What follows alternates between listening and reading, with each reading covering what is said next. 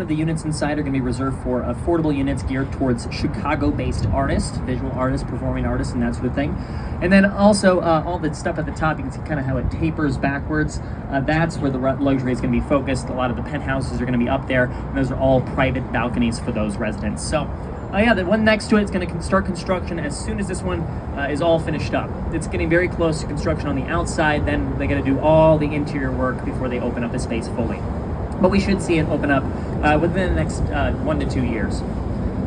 But all right, as we pass underneath Lakeshore Drive, we're going to have this great reveal of the city in front of us here.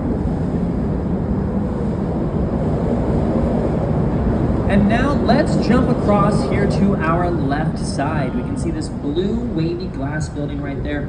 That one's known as the St. Regis Chicago.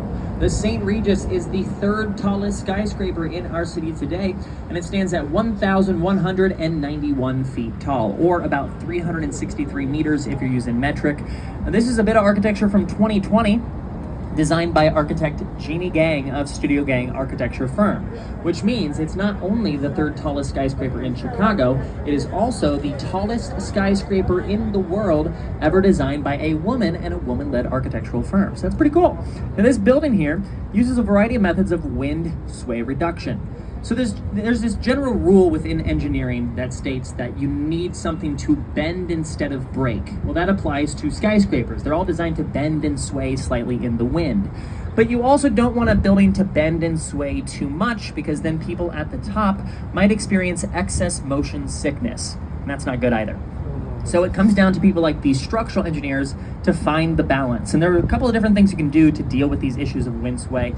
But the one I like to talk about with this building is the far right, 17 floors from the top, where you can see 2 floors worth of space kept open, and those are called blow-through floors. They allow intense winds to pass straight through the top of the building to alleviate excess pressure off of the side. Works out pretty well. It was actually not something that was added until about halfway through the construction process here.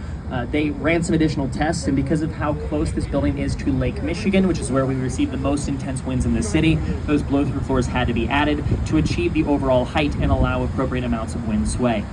And by the way, you want people to be comfortable here because, in my opinion, they're paying way too much money to live there. You might be wondering how much. Well, a single 1-bedroom condo at the St. Regis is going to cost you around $800,000 to $1 million. And a multi-level penthouse sold near the top of the St. Regis around those blow-through floors back in 2023 for an estimated $20.5 million. Which I think is just a little bit too much for a condo, and I refuse to pay those prices, so I do not live at the St. Regis. Yeah, it's the principle of thing. But then also they have things like a hotel towards the bottom. You're looking at the range of about $600 to $700 per night for a room. Now you have lots of options for hotels in this area. So for example, to our right side, this is the Grand Sheraton. Also to our left, directly across, you can see this glass triangle-shaped building designed by an architect named Harry Weiss, who is known for a lot of his triangle designs in the city. It's known as the Swiss Hotel. Kind of looks like a big box of Toblerone chocolates. Well, just behind it, you can also see this wave-like pattern cascading down the side of Aqua Tower.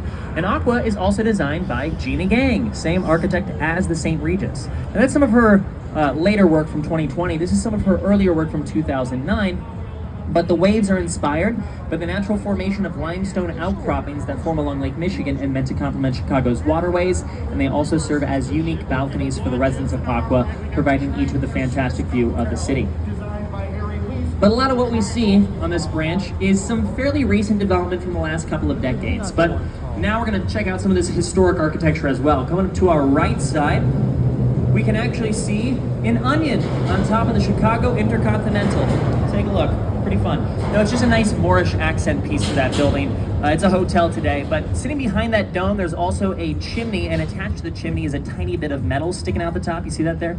So that metal is the remnants of what used to be a Zeppelin dock, or a dock for blimps. Because back in 1929, when that building was completed, the big idea was blimp travel is going to be the next fancy way to get around town. And then all hopes of blimp travel then blew up with the Hindenburg disaster, and so we were like, okay, never mind. So no one's floating around in luxury blimps today, and that dock at the Intercontinental has never and probably will never be put to use. Now in front of us, coming up to our right side, you can see the white building with the clock tower. That one's known as the Wrigley Building, named after William M. Wrigley Jr. of Wrigley Chewing Gum You probably know them, Juicy Fruit, Big Red. This was their original headquarters. Building itself broken up into two sections, left side from about 1921. Expansion to the right was added in 1924. This is incredible background music for architecture tours. I love it. Now, the clock tower is actually modeled after the Giralda Bell Tower of the Cathedral de Sevilla in Spain. So we call this Spanish Revival architecture, where the architects are taking inspiration from that architecture and then bringing it here to Chicago for us. You can also notice those Spanish finials that surround the top. And the building itself consists of an estimated 250,000 terracotta clay tiles in 6 different shades of white. And just in front of us here, you can also see the second tallest skyscraper in Chicago today. If you need to know the name of the building, squint your eyes and look at the side. You might be able to make out the very subtle letters of Trump International Hotel and Tower. Stands at 1,388 feet tall, or about 422 meters. It's a bit of architecture from 2009, designed by a very well-known architect. His name is Adrian Smith. Now, many people call him the world's tallest architect because he designs a lot of tall skyscrapers. So, for example, if anyone's familiar with the tallest skyscraper in the world, I'll give you a hint, it's located in Dubai. It's known as the Burj Khalifa.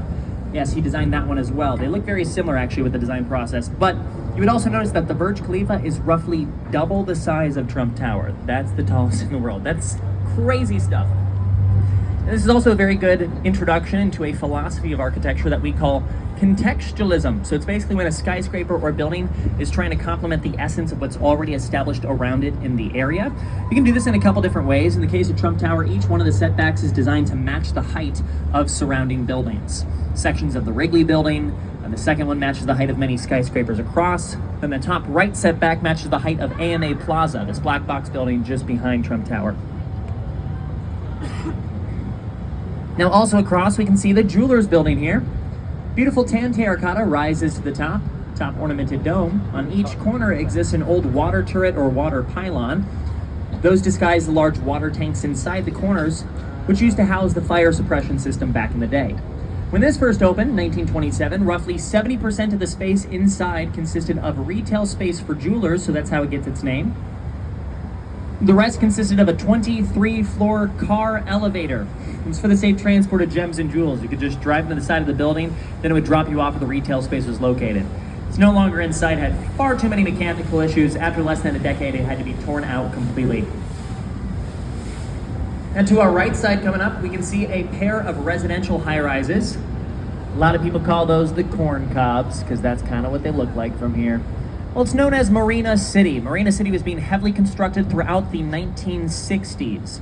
Now, 1960 Chicago was much different than today. It was much more focused on industry, although Chicago was starting to go through this transition of moving away from that industrial past. And so, in the same way, a lot of folks were moving out to the suburbs in Illinois, moving out of Chicago. So this was an attempt by an architect named Bertrand Goldberg to entice middle-class workers back to the downtown area.